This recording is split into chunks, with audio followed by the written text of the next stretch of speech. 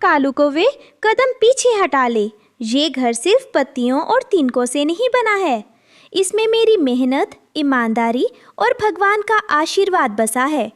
अगर तूने इसे छुआ तो आज इस जंगल में वो तूफान आएगा जिसे कोई नहीं रोक पाएगा। काव काव। अरे रानो चिड़िया, तू भूल रही है कि तू सिर्फ एक मामूली मजदूर चिड़िया है। सेठ चील का दिया खाती है और सेठ जी को ही आंखें दिखाती है। सेठ जी का हुक्म है, या तो ये जादुई अमरूद का घर सेठ जी का होगा या फिर ये आज जलकर राख हो जाएगा। कालू, बातें बंद कर, फेंक दे मशाल। देखते हैं इस चिड़िया में कितना दम है अपने इस जादुई अमरूद को बचाने का। तो सुन लो सेठ चील, जब तक रानो की सांसें चल रही हैं, कोई मेरी इस ईमानदारी की कमाई पर बुरी नजर नहीं डाल सकता। दोपहर की कड़कती धूप में रानो चिड़िया और उसका पति टुन्नू चिड़ा सेठ चील के बहुत बड़े फल बागान में भारी भारी फल उठाकर टोकरियों में रख रही थी। रानो, आज सूरज कुछ ज्यादा ही आग उगल रहा है। मेरे तो पंख भी अब जवाब दे रहे हैं। हौसला रखो टुन्नू जी, मेहनत का फल हमेशा मीठा होता है। तभी वहाँ कालू कौवा हाथ में छड़ी लिए मटकते हुए आता है। अरे ओ टुन्नू, ओ रानो, क्या कछुए की चाल से काम कर रहे हो? सेठ जी दोपहर की गिनती करने आ रहे हैं। अगर टोकरियां पूरी नहीं मिली तो आज का खाना भूल जाओ। कालू भाई, टोकरियां लगभग भर चुकी है। बस आज की मजदूरी समय पर दिला देना। घर में दाना खत्म है।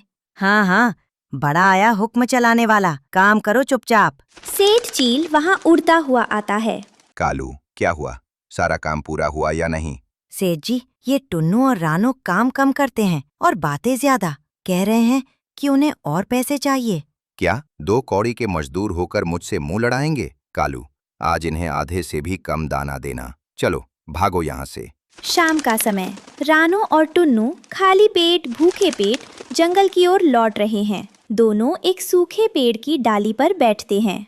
रानो, मुझे माफ कर दो। मैं तुम्हें एक अच्छा घर और भरपेट खाना भी नहीं दे पाता। आज भी हमें भूखे सोना पड़ेगा। ऐसा मत कहिए टुन्नू जी, भूखे पेट सोना कोई गुनाह नहीं है, लेकिन किसी के आगे झुकना गलत है। हम स्वाभिमानी हैं, भगवान हमारी परीक्षा ले रहे हैं। तभी अचानक पास की झाड़ी में से एक चमकीली रोशनी निकलती है। रानो और टुन्नू नीचे उतरते हैं। वहाँ एक बहुत बड़ा, सुंदर और सुनहरी चमक वाला अमरूद पड़ा हुआ था। रानो, ये देखो, इतना बड़ा और अनोखा अमरूद मैंने अपनी पूरी जिंदगी में नहीं देखा। ये तो अद्भुत है टुन्नू जी, ये सामान्य अमरूद नहीं लग रहा। अचानक अमरूद में से एक जादुई आवाज आती है। हे स्वाभिमानी पक्षियों, डरो मत। मैं इस जंदरता जादुई अमरूद हूँ। मैंने सेठ चील के खेत में तुम्हारी ईमानदारी, मेहनत और स्वाभिमान देखा है। तुम दोनों भूखे रहकर भी कभी गलत रास्ते पर नहीं चले, इसलिए मैं तुम्हें अपना घर बनाने का वरदान देता हूँ। वरदान? अमरूद का घर? हाँ, इस अमरूद के अंदर एक बहुत बड़ा, सुंदर और सुरक्षित घर है, और जो भी भूखा असहाय पक्षी इसके पास आएगा, उसे कभी दाने की कमी नहीं होगी। ये घर केवल सच्चे और साफ दिल वाले पक्षियों की रक्षा करेगा। अचानक वो अमरूद बड़ा होकर एक बेहद सुंदर जादुई घर जैसा घर बन जाता है। हे भगवान, आपका बहुत बहुत धन्यवाद। टुन्नू जी, ये हमारी मेहनत और ईमानदारी का फल है। कुछ दिन बीत जाते हैं। रानो चिड़िया और टुन्नू चिड़ा अपने जादुई अमरूद के घर में खुशी खुशी रहने लगते हैं। वे भूखे और गरीब पक्षियों को अपने घर बुलाकर अमरूद के जादुई दाने खिलाते हैं। रानो दीदी, आपका बहुत बहुत शुक्रिया। आज 3 दिन बाद मेरे बच्चों को भर पेट खाना मिला है। छोटू भाई, शुक्रिया भगवान का करो। ये घर सबका है। जब तक रानो और टुन्नू है, इस जंगल में कोई पक्षी भूखा नहीं सोएगा। तालू कौवा एक पेड़ के पीछे छिपकर ये सब देख रहा होता है। काव काव। अरे बाप रे, ये तो चमत्कार हो गया। ये कल के भिखारी मजदूर आज इतने बड़े जादुई महल में रह रहे हैं और मुफ्त में सबको दाना बांट रहे हैं। मुझे तुरंत सेठ जी को बताना होगा। कालू उड़कर सेठ चील के पास जाता है। सेठ जी, अनर्थ हो गया सेठ जी। आप यहाँ अपने फलों की रखवाली कर रहे हैं और वहाँ रानो और टुन्नू को जंगल में एक जादुई अमरूद का महल मिल गया है। क्या बकवास कर रहा है कालू? जादुई अमरूद का घर? हाँ सेठ जी, उस घर में से जितना चाहो दाना निकलता है। अगर वो घर हमारे पास आ जाए तो पूरे जंगल के पक्षी आपके गुलाम बन जाएंगे। आपको किसी को मजदूरी भी नहीं देनी पड़ेगी। शाबाश कालू, तूने बहुत काम की खबर दी है। वो गरीब चिड़िया इस जादुई घर की हकदार नहीं हो सकती। उस घर पर सिर्फ और सिर्फ मेरा कब्जा होगा। रात का समय सेठ चील अपने गुंडों और कालू कौवे के साथ रानो के जादुई अमरूद के घर पहुंचता है। ओ टुन्नू, रानो, बाहर निकलो। रानो और टुन्नू डर कर बाहर आते हैं।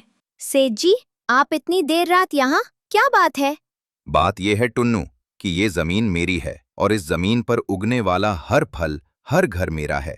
तुरंत ये घर खाली करो और यहाँ से दफा हो जाओ। झूठ मत बोलिए सेठ जी, ये घर हमें हमारी ईमानदारी के इनाम में मिला है। हम इसे खाली नहीं करेंगे। अरे ओ रानो, सेठ जी से जुबान लड़ाती है। चुपचाप चाबी दो, वरना सेठ जी अपने पंजों से इस अमरूद के टुकड़े टुकड़े कर देंगे। कालू कौवे, तू तो सिर्फ गुलामी करना जानता है। स्वाभिमान क्या होता है ये तुझे कभी समझ नहीं आएगा। अगर हिम्मत है तो छू कर दिखाओ हमारे घर को। सेठ चील अपने साथियों को इशारा करता है। हमले करो, इस अमरूद के घर को तोड़ दो और इन चिड़ियों को यहाँ से भगा दो। चील और कौवे अमरूद के घर पर हमला करने के लिए आगे बढ़ते हैं। टुन्नू चिड़ा लकड़ी लेकर आगे बढ़ता है। रानो, तुम बच्चों को अंदर ले जाओ, मैं इनसे निपटता हूँ। नहीं टुन्नू जी, आज हम अलग नहीं, मिलकर लड़ेंगे। जंगल के पक्षियों, उठो, तब तक हम इस सेठ चील के अत्याचार को सहेंगे। अगर आज हमने अपने घर की रक्षा नहीं की तो कल ये सेठ चील आप सभी के घोंसले छीन लेगा। रानो की बात सुनकर जंगल के सारे पक्षी एकजुट हो जाते हैं। रानो दीदी सही कह रही हैं। हम सेठ की तानाशाही नहीं सहेंगे। सारे पक्षी एक साथ सेठ चील और उसके गुंडों पर कंकड़ पत्थर और सूखी लकड़ियों से हमला कर देते हैं। अरे, ये क्या हो रहा है? ये छोटे पक्षी मुझ पर हमला कर रहे हैं। उसी समय जादुई अमरूद का घर जोर जोर से चमकने लगता है। उसमें से एक बहुत तेज पवित्र रोशनी निकलती है जो सेठ चील और कालू कौवे की आंखों में पड़ती है। अहंकारी चील, तूने हमेशा गरीबों का शोषण किया है। ये घर केवल पवित्र और सच्चे दिल वाले पक्षियों की शरण स्थली है। तेरा विनाश निश्चित है।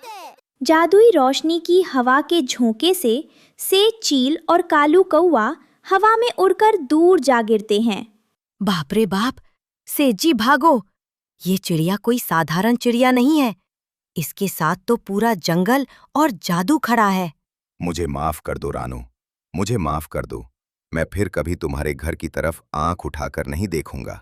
सेठ चील और कालू कौवा जान बचाकर उल्टे पैर भाग खड़े होते हैं। रानो, आज तुमने साबित कर दिया कि अगर नीयत साफ हो और दिल में हिम्मत हो तो कोई भी ताकत हमें हरा नहीं सकती। टुन्नू जी, ये जीत मेरी अकेले की नहीं है। ये जीत हमारी एकता, हमारी ईमानदारी और हमारे स्वाभिमान की है। जब तक हम एक हैं, कोई भी चील या कौवा हमारा हक नहीं छीन सकता। सभी पक्षी जादुई अमरूद के घर के सामने खुशी से नाचने और गाने लगते हैं। रानो चिड़िया सबको अपने घर में आमंत्रित करती है और प्यार से दाना खिलाती है।